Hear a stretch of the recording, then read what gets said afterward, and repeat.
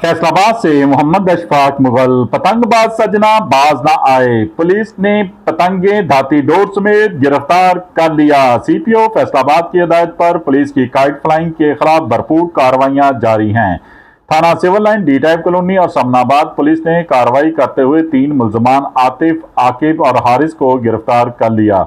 मुलजमान के कब्जे से बड़ी तादाद में पतंगे और डोर बरामद कर ली।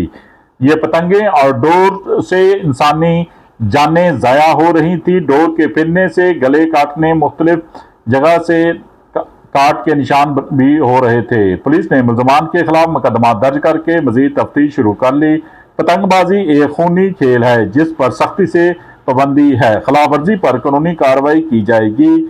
सीपीओ फैसलाबाद ने वाज़ेह पैगाम जारी कर दिया कि शहरी अपने इर्द गिर्द नजर रखें, जहां कहीं पतंगबाजी हो रही हो, दाती डोर पतंगे कोई लेके आ रहा है, जा रहा है, इसको उड़ा रहा है, इसकी फौरी इत्तला करीबी थाने को दें। देखते रहिए GS न्यूज।